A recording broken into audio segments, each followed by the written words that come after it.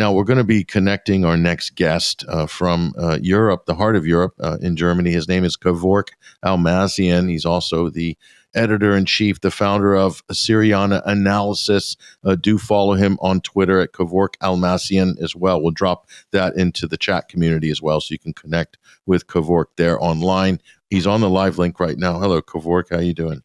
Hello, Patrick. Thank you guys for having me. I'm pretty good. And we're in studio here with Freddie Ponton, a French journalist as well. And so Kevork, here's how it went down. Okay, I went to bed on, I can't remember if it was Friday night or whatever, and supposedly there was a coup happening in Russia. And then I finally managed to get some sleep after seeing everyone hyperventilating on Twitter Spaces all night. And then I woke up, and then the next day had lunch, and all of a sudden there wasn't a coup. So it was kind of an extraordinary, I don't know what to call it, but it was a huge, like hyped event. And what did you think about this whole thing? Oh, Patrick, I don't know where to start. Actually, the first news I received was also at midnight, and I followed it till 3 a.m. After midnight, and I had some sleep. And then till the afternoon, the second day, I didn't post anything on social media platforms because I thought it's very irresponsible to post and add to the hype on social media platforms, and especially on Twitter, because Twitter is becoming increasingly the new news, a news platform where people are resorting to get their news and analysis of what's going on around the world. And I thought when I listened to lots of Twitter spaces, some of them were quite good, but the bigger ones were really horrible, because the methodology of these Twitter spaces are very important for me. When speakers or the organizers of these Twitter spaces, when they have millions of followers and views and listeners, are resorting into sensational tactics and trying to make an hype, you know that they're trying to either spread different types of arguments that can serve the major goal, which is to create chaos in Russia, or they are really unaware of what's happening there. In both cases, I was really, to be honest, bothered, because for a very long time, we were criticizing mainstream media outlets for its coverage of different conflicts around the world and how they resort to wishful thinking techniques when they want to report about Syria, when they want to report about Iran, Palestine, Russia, and any other case that the United States is involved in, right? And now we're having increasingly so-called alt media or alternative journalists on social media platforms, and they're copying the mainstream journalists in their Twitter spaces. And I found that really bothering, because especially when it's promoted and pushed by Elon Musk on Twitter, who says, this is the credible Twitter space, you guys have to follow it. And then you see millions of people marching to this Twitter space, and the impression was being painted that there is a coup happening in Russia, right? And nobody wants to speak about the technicalities. Nobody wants to speak about the legalities. Nobody wants to speak about that. How big is the Wagner Group? Can they carry out, for example, a coup against hundreds of thousands of armed forces in Russia? Nobody wants to speak about the geography. Where are the Wagners now? How far are they from Moscow? Are they really challenging Putin, or it's about an internal conflict between the MOD and Prigozhin? What was the background? Was it funded from outside? Was it organic? Does the Wagner and their attempted so-called alleged coup actually have support among the Russian people, right? So all these questions were ignored. And we can see that these alternative journalists were promoting Putin escaped Moscow. He's now in St. Petersburg. And Putin will declare martial laws in Russia. And Prigozhin is going to conduct a coup. Do these really guys know what does a coup mean? That means that Prigozhin needs to have an effective army who can carry out an operation in Moscow, besiege it, conquer it, and take out Putin from power. And all these things, not even 1% of them happened. I understand that there was a mutiny, and this was really horrible for Russia, in my opinion. And I think it damages the reputation of Russia. especially when it comes to Russia's. Russia is trying to promote itself as a power that can reshape international systems. So they say we are moving toward a multipolar world. So there is the question comes: the people want to know if Russia is this credible power that can lead us into multipolar world, then we have to ask the question, can Russia first of all get its home into order first before promoting for a multipolar world order, right? So there are so many questions now surrounding this. We do not really know all the details because we as analysts, when the incident is over, we analyze the incident. We do not foresee what's going to happen in the future, and we cannot just post things on Twitter without being sure about the events, right? But after 24 hours, as you mentioned, everything is technically is over. But I do suspect that in Russia, there are different circles of power. Absolutely. Putin is balancing power between these circles of power. Putin has now is faced with a great challenge, in my opinion, because in the last 10 years, and I was following few, let's say, representatives of voices of these more radical circles in Russia, and they were criticizing Putin for being too soft with the West, for being too diplomatic with the West, for trusting the West on the Minsk Agreement 1 and 2, and trusting them in Syria and elsewhere. And every time Russia was stabbed from the back. I understand that. But at the same time, Putin's approach is rational. He is trying to balance between diplomacy and hard approach. He cannot just resort to hardline approach with the West and try to deteriorate the international security, because any sort of mistake or miscalculation can lead into direct war between NATO and Russia. And this is not going to be a playground. Tens of millions of people could perish. And in my opinion, Putin is really exhausting all his options before resorting into the hardline approach with the West. And the problem is now I can already see, for example, today, Alexander Dugin, he posted his article and other people as well. And there is this attempt now to push and corner Putin and try to urge him to take the hardline approach with the West. And you know me, Patrick, like I criticize Western foreign policy approaches around the world, but I do not want a confrontation or a war between Russia and the West. And I don't want nuclear powers to fight. And our intention is sustainable peace and multipolarity. And by multipolarity, we exclusively mean we do not want to destroy the West. We do not want to harm the West. We want for the West to leave the other circles of power on the international scene alone, to allow China to rise, to allow Russia to rise, to allow India, Brazil, and other BRICS countries to rise, and each of these countries to play their independent role in this international system. So no, I do not want Russia to resort to its very hardline, let's say, approach, because any small miscalculation, it could deteriorate the situation. And you can see already the NATO side, in my opinion, were it not for the resistance of Putin and his calm-headed approach with NATO, we could have ended now with a direct confrontation with NATO. And I think it's in nobody's interest that Russia and NATO would engage in such a warfare against each other. I'm in full agreement with you on that side. I think people severely underestimate the utility of the decision making and the patience and the restraint of Putin. He's characterized as the next Hitler in the West. Anything could be further from the truth. The real hardliners, of course, are in the background, as you said, Kevork, and they're pushing hard. They want to see results, but this is a very sensitive operation that Russia is doing in Ukraine, and you can't just go in there slapdash, and you got to be very careful to avoid all civilian casualties, because you got to govern over these areas. They got to think about their national security. They got to be thinking about relations in the future with who's living in Ukraine and who's living in the oblast. These are all things that are being taken into consideration clearly by the current Russian government. There is a nuclear plan, for God's sake, and you see now they are talking about, and they say Russia plans to blow up the nuclear plant there. And we know this tactic from Syria.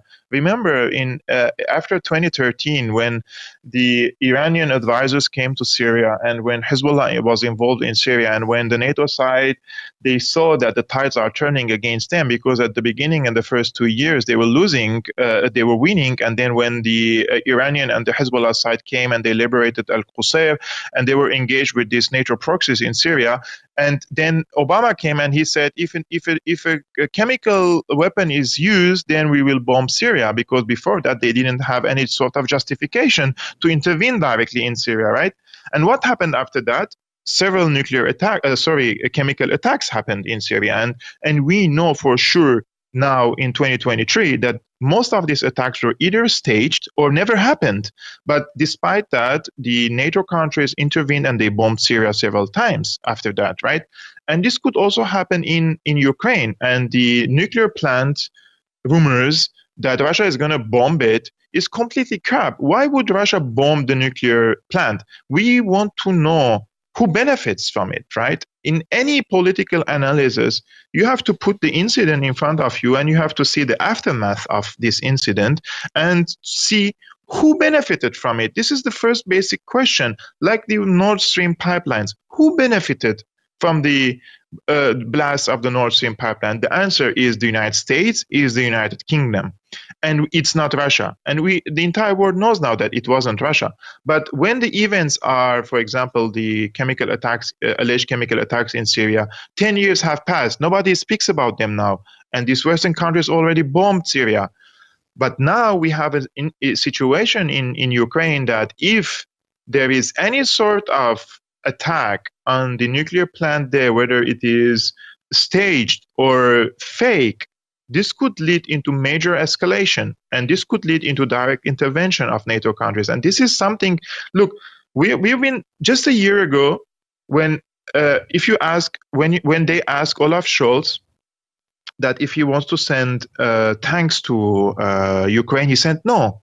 He doesn't want to send tanks. That means serious escalation. But then he did it. And when they asked Biden if he wants to send F-16s to Ukraine, he said no, because that means direct war with Russia, right? But now we see that Poland and other countries are planning to send F-16s.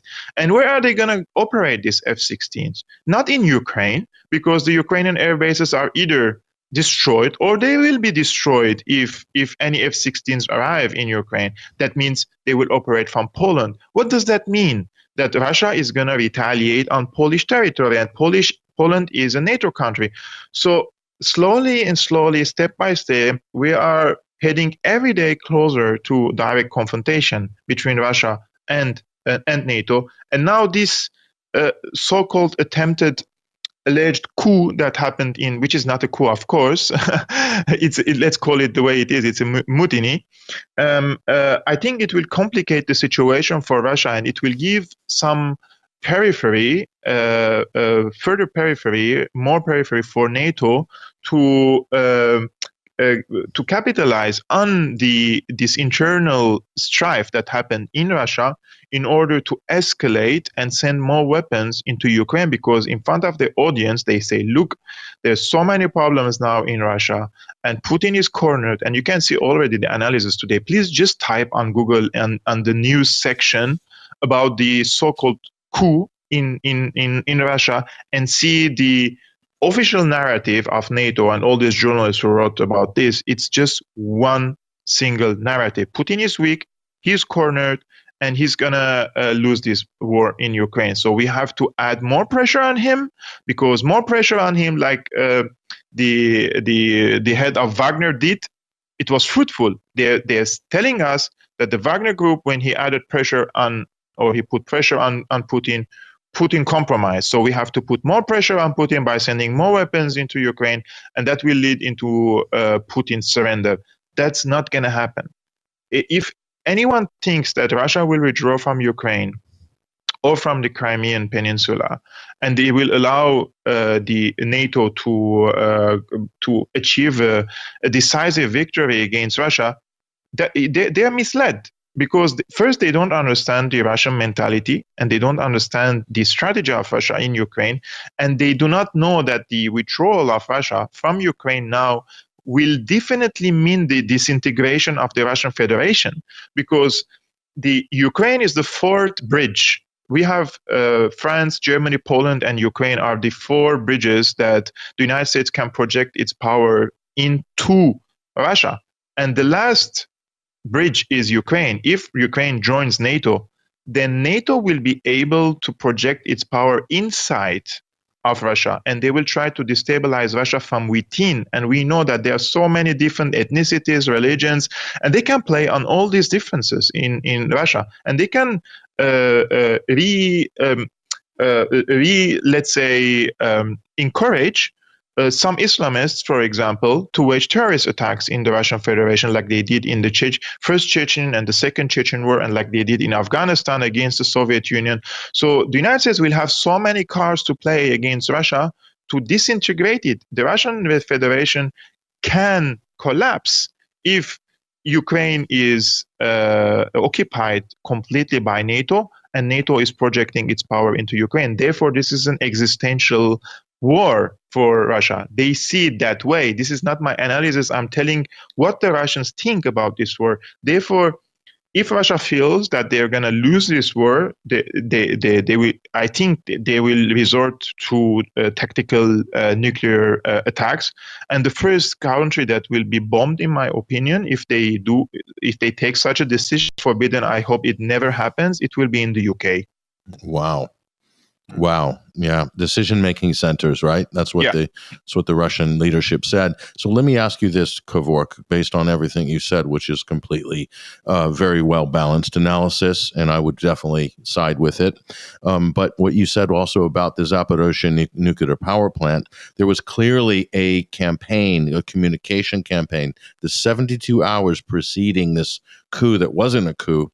The Zelensky tweeted about Zaporozhye that Russia was going to attack itself. Russia controls the plant. Why would they bomb the reactor or the cooling pools that hold the fuel rods or whatever and cause an incident? Doesn't make any sense, as you said.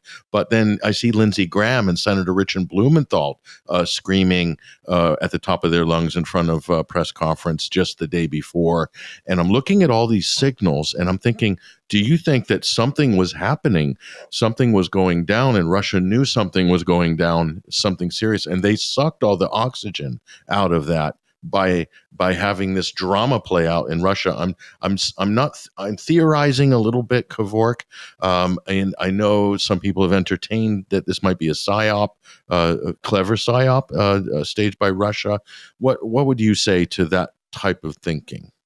Actually, up until this moment, there is no evidence that this was a psyop. I think the damages for the Russian Federation exceeds the benefits. And I think Russia now will have to deal with this internal conflict between these circles of power first. And Putin has now a few options in front of him. He can become like Erdogan did, because Erdogan, after the failed coup in 2016, he went ballistic against the military generals, the security officers, and everyone who was conspiring against him in order to become the leader, right? Because now the authority of Putin is in question. And of course, the Western mainstream media is trying to capitalize over it. And I understand that this is what they do at the end of the day. But I do not see up until this moment, despite the fact that there are historical examples of a counterintelligence operations and psyops done by the Russian Federation and before that the Soviet Union, etc. But I do not see until this moment that this was a psyop. I do not see that it stands on two legs, this theory.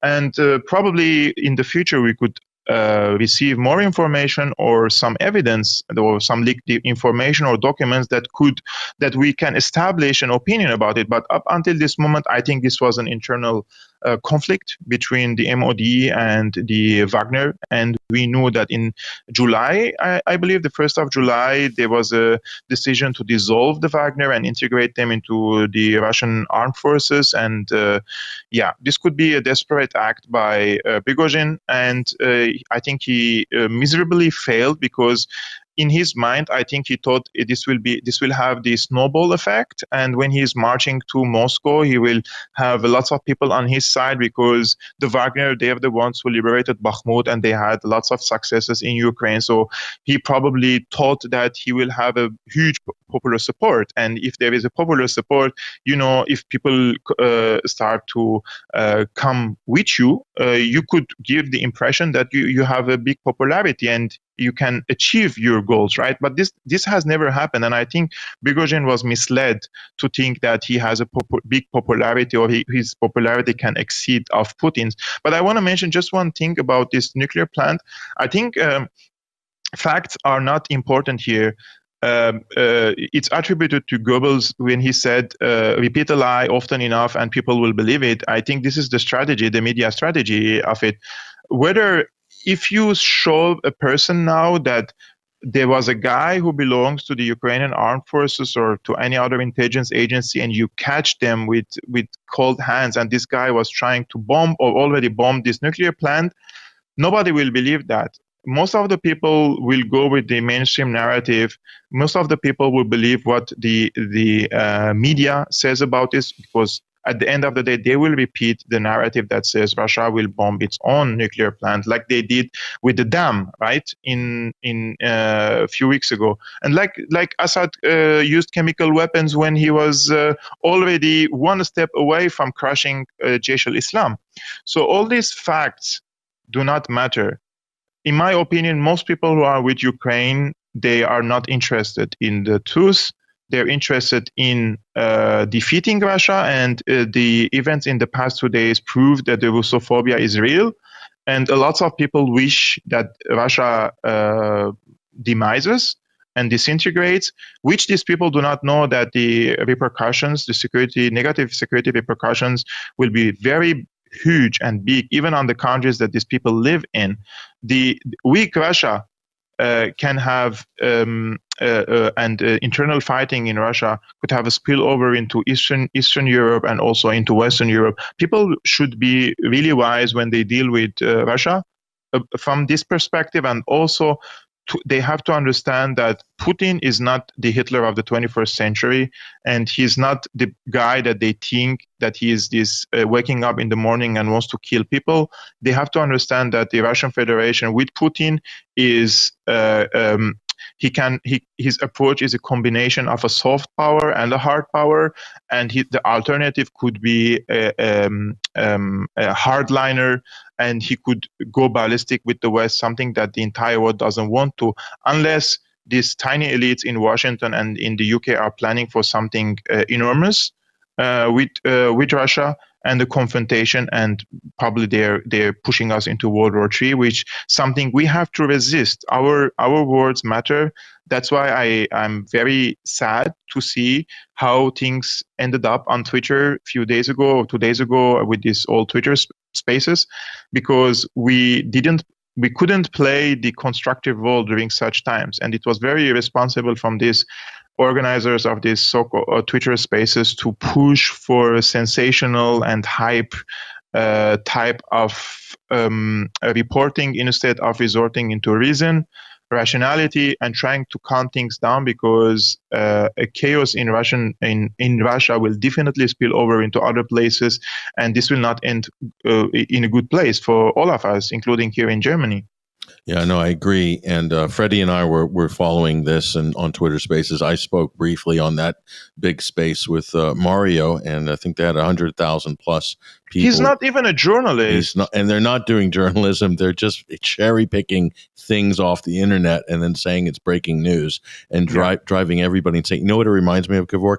Orson Welles' War of the Worlds radio broadcast, and half the East Coast thought there was an alien invasion back in the was it the 1940s? I mean, it's literally that level of stuff. So Freddie and I were just like rolling our eyes late at night listening to some of the stuff that these people were saying. It was just completely bonkers. We got 1 minute left. Go ahead. Yeah, I'd agree with you, Patrick. I think, and your assessment as well. It's really, really damaging as well to see Elon Musk, the dichotomy in the way he presents himself, where he can be a complete, person that is reasonable, that's going to trying to appease the debate, and on the other side, a tweet about, looking at Mario Nafal as the best coverage of the situation. That's for me, it's just like, and then you get underneath of that statement, basically, so he's retweeting that, and you have basically Mario Nafal saying that Putin has left Moscow. When that happened? I mean, how can you push such a lie? It's crazy. It's crazy. Kevork, we're running out of time on the hour, but we want to thank you for joining us. Kevork Almassian, Syriana Analysis. Thank you so much for joining us. Thank you, guys. Nice go.